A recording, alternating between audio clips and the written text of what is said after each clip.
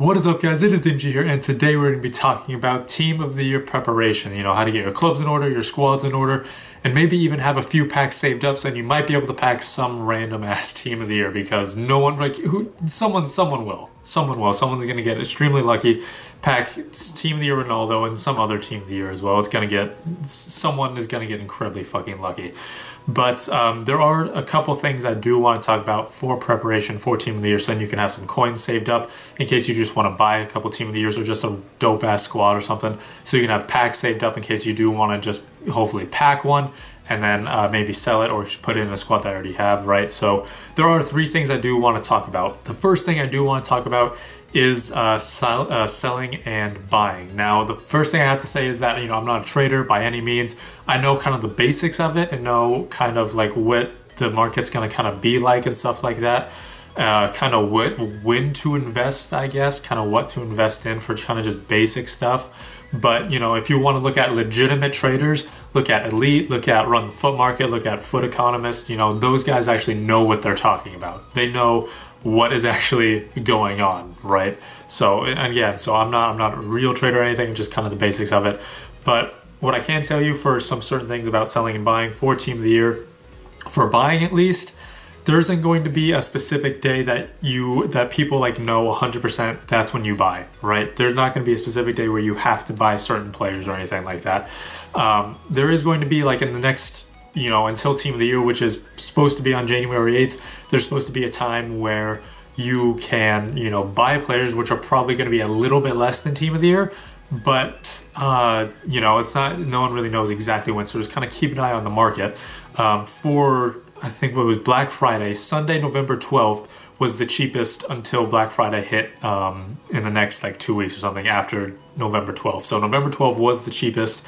2 weeks came and went up a little bit. Then it went back down to kind of November 12th prices, right? So, you know, a couple weeks beforehand maybe is kind of not necessarily the right time to buy, but I know that's the right time to sell. It's kind of, you know, you probably should have sold your team or sold some players a few weeks before.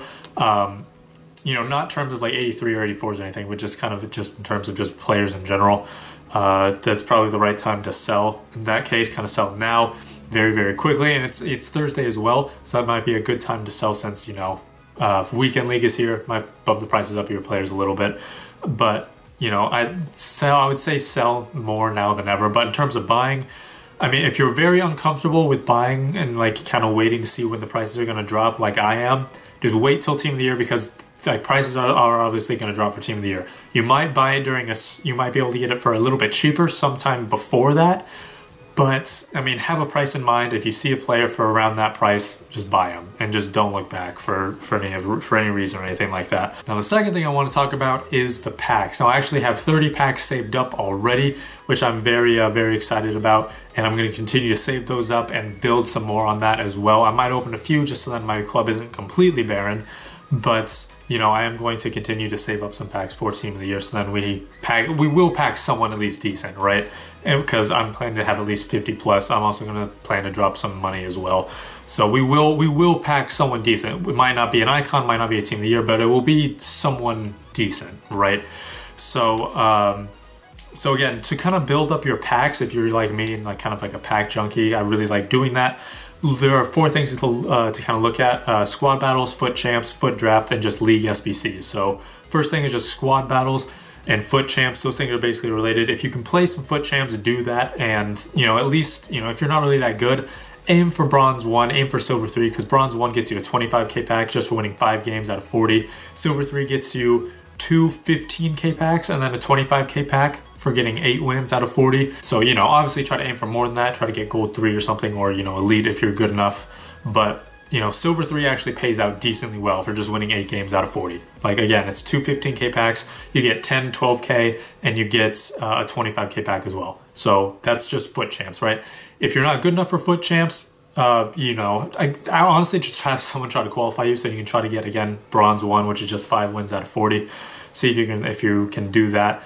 But for squad battles, grind out squad battles. I haven't really played squad battles since like the first week of FIFA 18, but for the last 2 weeks or so, I've been kind of playing a little bit, just kind of trying to get like 4 wins so I can get gold 3 and get a couple 15k backs. But with squad battles kind of right around, or not squad battles, team of the year kind of right around the corner, I'm going to continue grinding out squad battles so that I can get to maybe elite, get some couple mega packs, get, you know, if I'm maybe good enough, try to get, I think actually no, mega packs is kind of the best thing for elite before top 100. So yeah, mega packs, maybe some more 15Ks or 25Ks as well, try to get that as well. So, you know, again, so like squad battles, again, I got 4 wins on Legendary. 4 wins on Legendary. I got Gold 3, which is 2 15K packs.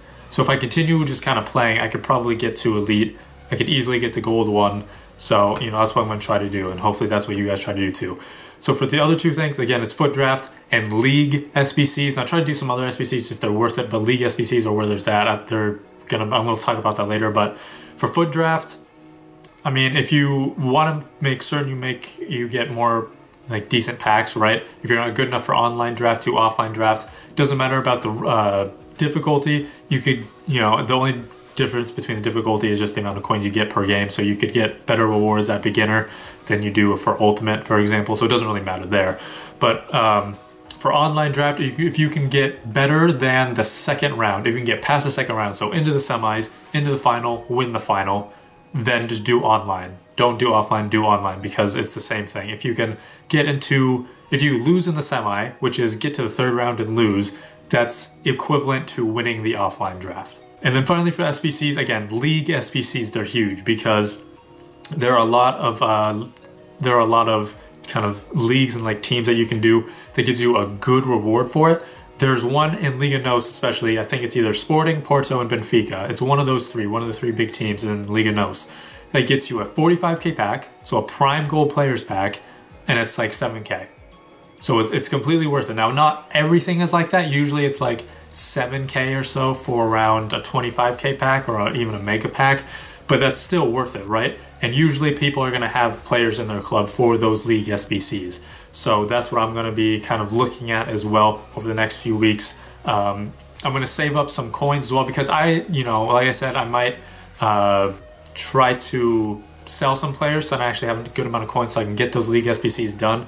I won't try to do all of them, but I counted and there was like 55 decent packs that you can get. I didn't look at the price or anything, but just in terms of like packs that are decent. So at least 15K packs or better, not premium gold packs, but like jumbo premium gold packs or better. Those, there are 55 of them. 55 of those packs. And yeah, I didn't look at the prices, but in terms of actually having a good price, at least half, so like 25, 30, maybe even 40 of those are actually going to be at decent prices as well. So I'm going to keep an eye out for that. Again, I'm going to try to sell some players so then I can do those League SBCs if I don't have any of those players. So that's probably going to be it for Team of the Year.